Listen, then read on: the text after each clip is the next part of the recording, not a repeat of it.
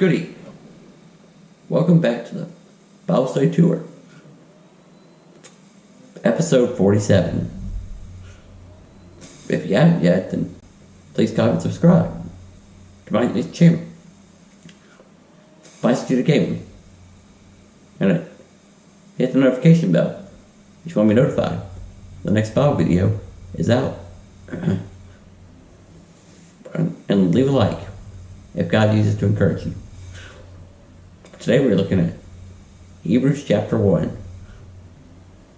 And it's titled, The Supremacy of God's Son. This is we just finished Jeremiah. And now we're moving on to this book, to Hebrews. So, as always, we'll start at verse 1. And we'll go all the way to verse 14 at the end. Alright.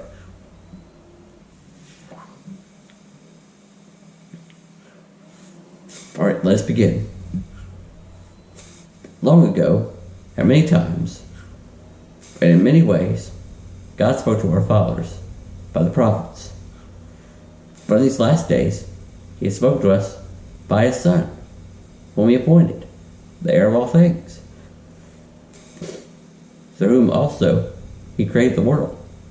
He is the radiance of the glory of God, and the exact imprint of His nature. And He upholds the universe by the word of His power. After making purification for sins,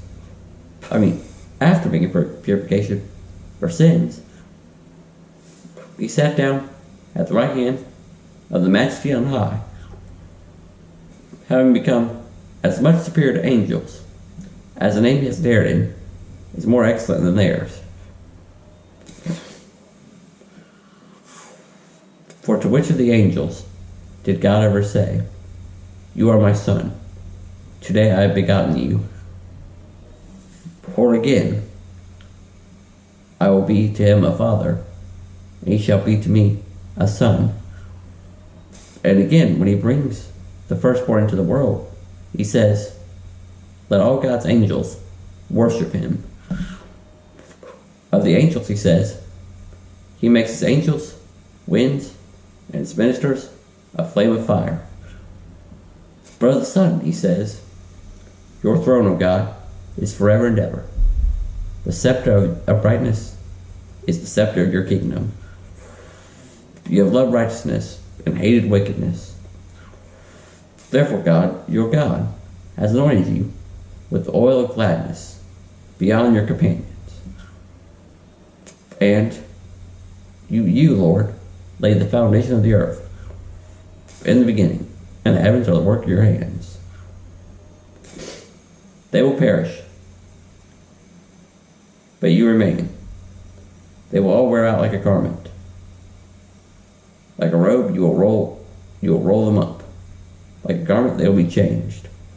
But you are the same, and your years will have no end." And to which of the angels has He ever said, "Sit at my right hand. Sit at my right hand, until I make your enemies a footstool for your feet"?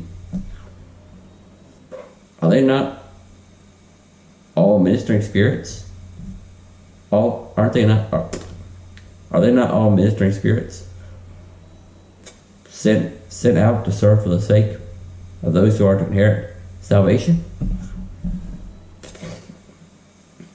Alright. That was a short chapter, but it was packed full of truth. Alright, now we should move on to the explanations. Starting with the explanation, verses 1 through 4. God started speaking to the prophets when Moses came to the burning bush in Egypt. He spoke to the Israelites in this way until Jesus came to earth. Then Jesus, the Son of God, spoke to the Jews during His time on earth.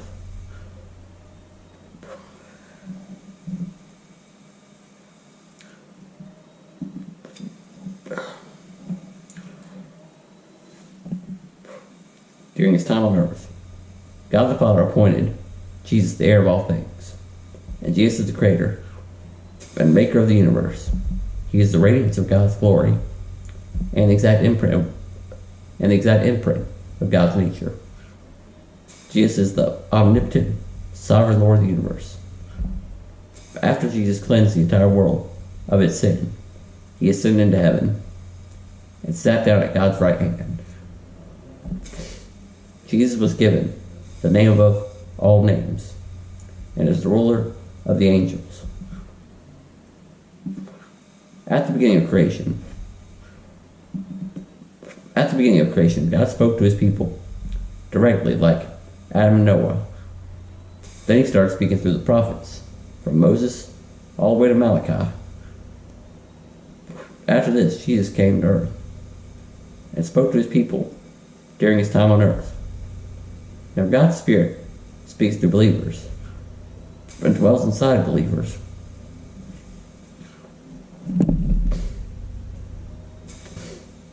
Alright, moving on to the explanation. Verses 5 to 14. The final explanation. Clearly, Jesus is far superior to the angels because he's God. God never told any angel that they were his son. Only Jesus is called the Son of God. The author is just trying to emphasize that Jesus is God and is the sovereign Lord over everything. The angels are simply the servants of Jesus. Jesus is the righteous ruler of all creation, who hates sin. He is the King of Kings and Lord of Lords.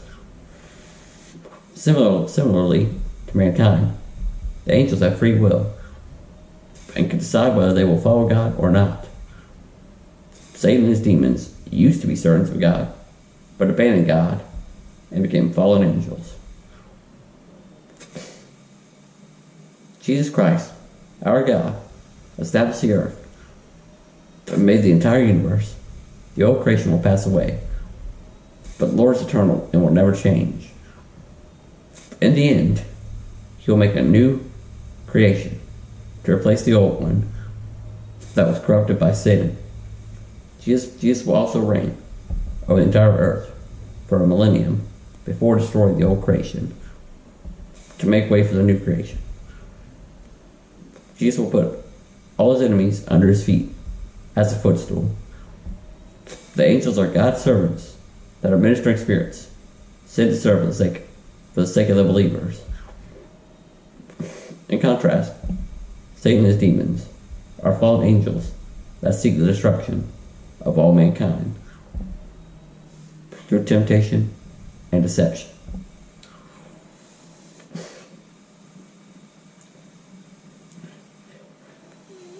Alright,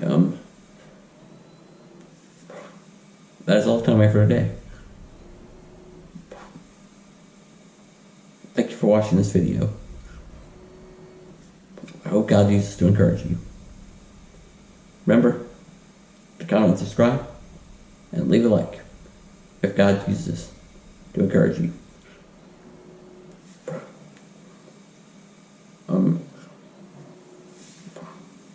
Lord is the greatest. He deserves everything.